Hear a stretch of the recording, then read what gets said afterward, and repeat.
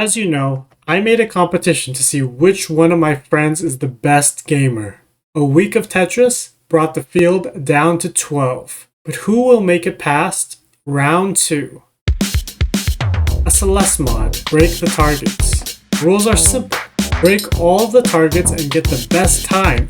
Bottom 2 completed times eliminated. 6 targets, 6 buttons, less than 60 seconds to complete it. Seems easy, right? Oh my goodness. That's much better. Honey, jump, jump, jump. Okay. Jump, jump, jump. How? I think too high. Oh, you didn't die. What? Oh no! That was it. Alright, I'm done with this game. I hate this mechanic. I need to... Getting that one in place. It's freaking annoying. I'm going to watch them. Alright, I'm done with this game. Oh. I'm not getting to the next round. While some struggled, some didn't even complete the challenge. Let's get the learning experience firsthand with a familiar face, Rachel. Okay, hello. So I haven't played the game yet, so I'm still scared. Oh my gosh. Oh my gosh. Where am I supposed to go? Do I hit this? Okay. Whoa! What does that do to me? Oh, cool. Great. Let's try it again. How do I go there? Ah, okay. Okay. Oh no. This is gonna be bad. I don't think I'm getting past this part. Okay. Okay. Okay. Did you see that? Oh no, not helping me at all. Whee! Yeah, need her. Yeah. This is hard. I like this. I'm going to go. Here we go. I'll go this way to be safe. Wait, that's it? And with a few more reps, Then that's slow. That's it. I'm not going to do better than that, so that's what you're getting. Okay, I'm going to play a little bit more. Sub 15, I will take it. I will take it. Rachel smoothed out the edges and, just like in Tetris, cut her time in half. The players were only given these controls. Everything else was up to them to figure out.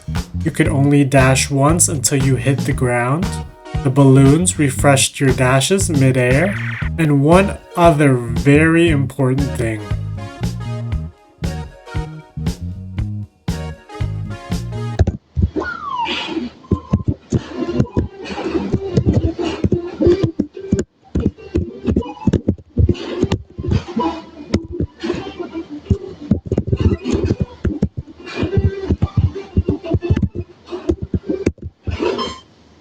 Peter's run was restricted because he didn't know about directional dashing, which was the same case as Rachel.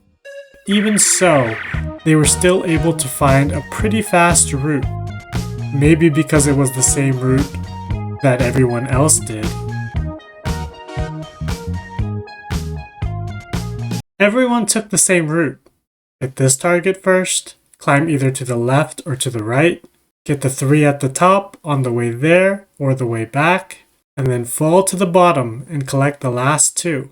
Everyone improving just did the same thing, but faster. Everyone until Cat.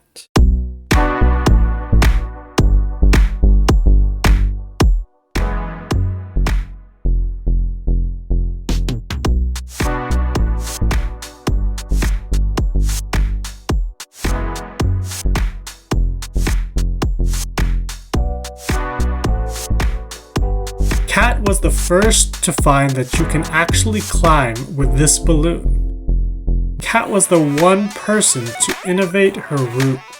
And that's what it took for her to take first place. Until some familiar faces had something to say about it. The last runs to cover was the rest of the top 4, who all thrived in round 2 just like they did in round 1. All except one. In an unexpected twist, Bao's time was actually second to last in completed times, eliminating him and Solomon. But there were 2 more runs left to cover, and these runs weren't particularly close.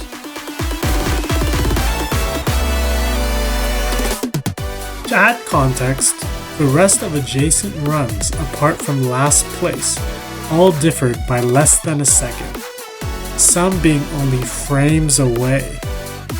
But the gap between third and second was the biggest gap we've seen yet. And the gap between second and first was even bigger than that one. Both Paolo's and Jason's runs don't have any significant time losses. They didn't miss or overshoot targets, had cleaner lines than the others, minimized airtime and walking time, and were even more creative than the rest. But how did they differ from each other? The first difference we see is at the very start of the run. In the opening, he dashed 4 times compared to Jason's 2, saving him 0.46 seconds in the first 2 seconds of the run. That difference would be enough to change the placings of just about everyone in the field, but although his start was better, if both runs started from right here, one run was still faster by more than a second.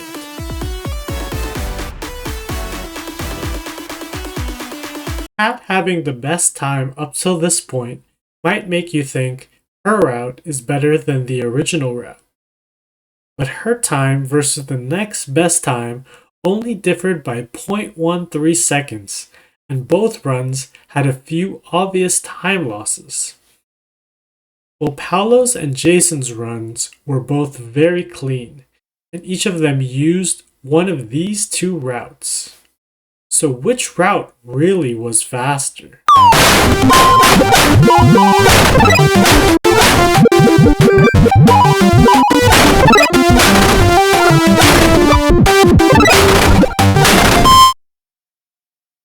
Paolo had a time like no other, giving him first place in Celeste and moving him up to second place in the overall standings.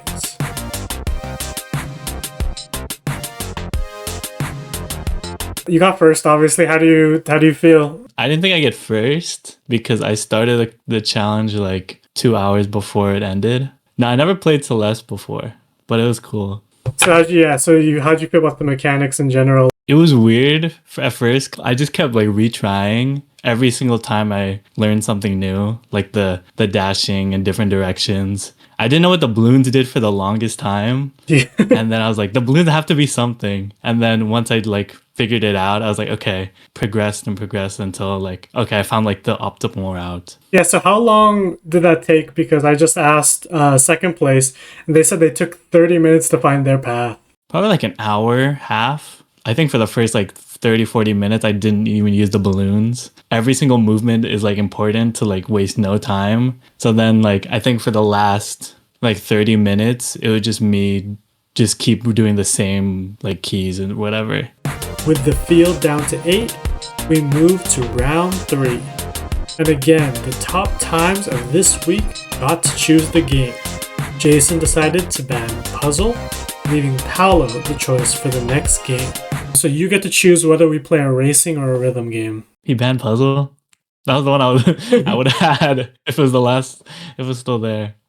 Racing a rhythm? Racing on keyboard mouse might be kind of nasty, like bad nasty. So let's do it. We'll do racing. Racing, okay. That was round 2, so I hope you're ready for round 3.